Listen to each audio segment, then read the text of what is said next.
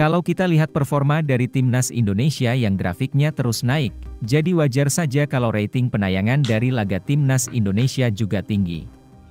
Selain itu, dukungan dari supporter di seluruh Indonesia, atau bahkan di luar negeri juga ikut mempengaruhi dari rating tersebut. Tak heran jika timnas Indonesia menjadi satu-satunya wakil dari Asia Tenggara. Dan tentu saja penampilan laga timnas Indonesia juga ditonton oleh banyak orang di regional Asia Tenggara.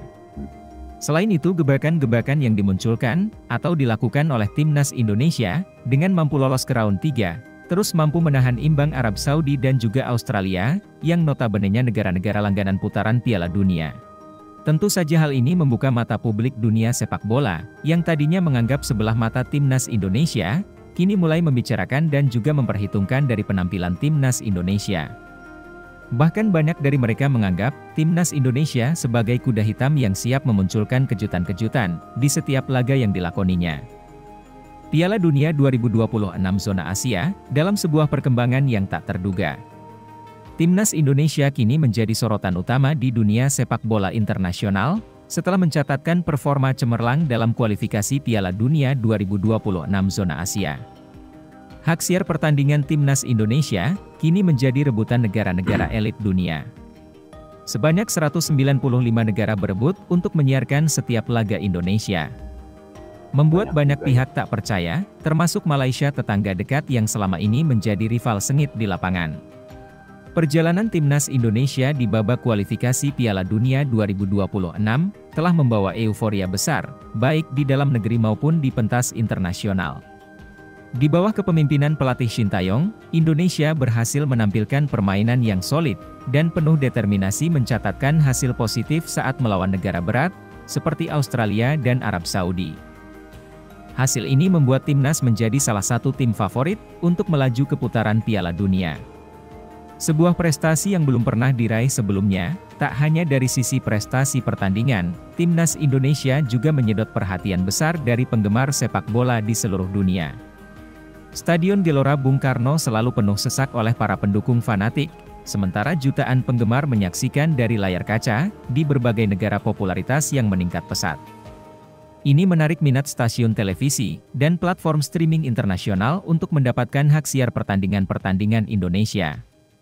Kondisi ini menciptakan fenomena unik di dunia sepak bola internasional. Negara-negara elit, seperti Amerika, Inggris, Jerman, Prancis, Brasil hingga Jepang, berebut hak siar untuk pertandingan timnas Indonesia.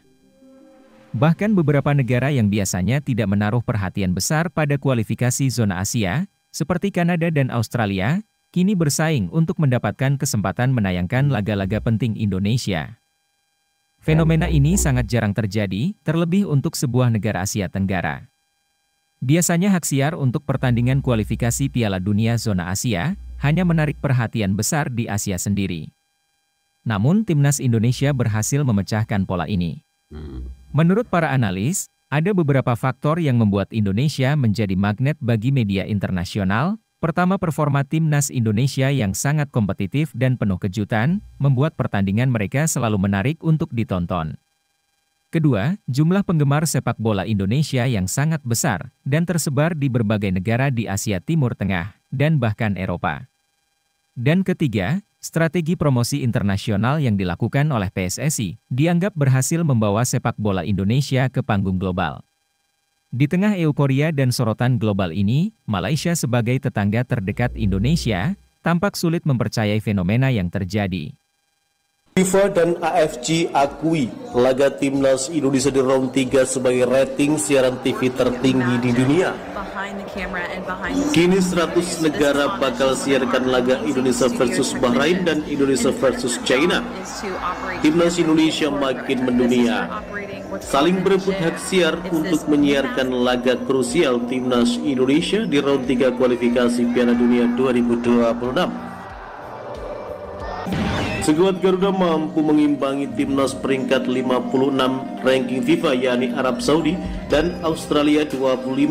Bahkan FIFA hingga AFC sepakat timnas Indonesia jadi kuda hitam di kualifikasi Piala Dunia 2026 round 3. Prestasi tersebut membuat semua negara ingin menyaksikan kiprah timnas Indonesia di kancah internasional. FIFA dan AFC sampai buat pernyataan bahwa laga timnas Indonesia di kualifikasi Piala Dunia 2026 zona Asia round 3 paling banyak mendapat minat penonton dan paling jadi rebutan di siaran TV seluruh dunia. Para diaspora tanah air tidak perlu khawatir tidak bisa menyaksikan serunya duel antara Indonesia versus Bahrain dan Indonesia versus China. Sebab partai krusial ini akan disiarkan di 48 hingga 100 negara yang terdaftar sebagai pemegang hak siar resmi turnamen dan kompetisi dari Asian Football Confederation atau AFC. PSSI mengonfirmasi bahwa perbedaan zona waktu di mana warga negara Indonesia atau WNI tinggal bukanlah halangan untuk menyaksikan skuad Garuda bertanding. Kick-off time Indonesia versus Bahrain dan Indonesia versus China. Pertandingan disiarkan di 48 negara atau bahkan 100 negara di zona waktu yang berbeda, tulis PSSI dikutip dari lamannya. Dalam unggahannya, PSSI menampilkan slide di mana perbedaan zona waktu harus diperhatikan oleh warga negara Indonesia yang tinggal di luar negeri agar tidak ketinggalan menyaksikan laga merah putih di ketiga putaran ketiga kualifikasi Piala Dunia 2026 zona Asia yang akan datang. Pertandingan tersebut juga akan ditayangkan di kampung halaman Sintayong yakni Korea Selatan. Dipastikan juga akan ikut menyiarkannya. Menurut informasi dari laman theafc.com, penayangan duel antara Indonesia versus Bahrain dan Indonesia versus China untuk wilayah Korea Selatan tersedia di platform Over the Top atau OTT Kaupang Play. Kaupang Play diketahui telah mengambil alih hak siar turnamen dan kompetisi di bawah naungan AFC dari CJENM untuk periode 2025 hingga 2028. Yang kontraknya dimulai sejak pertengahan tahun ini. Untuk dapat menontonnya, diaspora Indonesia di negeri gingseng diharuskan untuk membayar biaya berlangganan sesuai dengan harga yang telah ditentukan. Mensublisensikannya ke saluran milik negara yakni KBS agar masyarakat setempat bisa mendukung Taeguk Warrior melalui platform free to air atau FTA terestrial. Selain Korea Selatan, laga Indonesia versus Bahrain dan Indonesia versus China juga ditayangkan di sejumlah negara Eropa. Ini lantaran skuad Garuda terbilang banyak diisi oleh pemain keturunan dari benua biru, khususnya Belanda. Apalagi timnas sepak bola Indonesia akan ketambahan 2 pemain keturunan yakni Mish Helger dan Eliano Legender. Turki juga dipastikan bakal menayangkan melalui salah satu penyedia layanan IPTV bernama D-Smart. Kemudian hak siar untuk wilayah Rusia, Armenia, Azerbaijan, dan Georgia dipegang oleh saluran olahraga premium bernama TV Star yang tersedia melalui streaming maupun provider TV berlangganan setempat dari masing-masing negara. Terlepas dari semua itu, kini menandakan berebutnya para siaran TV internasional yang akan menayangkan laga timnas Indonesia di round 3 kualifikasi Piala Dunia 2026 sebagai tanda bukti bahwa kini timnas Indonesia dan supporternya makin dikenal di kancah dunia dan internasional. Seperti itulah prestasi timnas Indonesia yang sempat hebohkan dunia sepak bola. Tapi masih banyak rakyat di negara-negara ASEAN mencemoohkan dan mengkritik timnas Indonesia. Tapi itu kita anggap wajar, karena mereka belum terima kalah dan tersalib, serta belum mampu kejar timnas Indonesia. Menurut kalian bagaimana? Silahkan tinggalkan pesan di kolom komentar. Terima kasih. Keren juga ya Indonesia teman-teman, tapi itu tidaklah heran. Karena prestasi Indonesia saat ini tengah menghebohkan dunia teman-teman.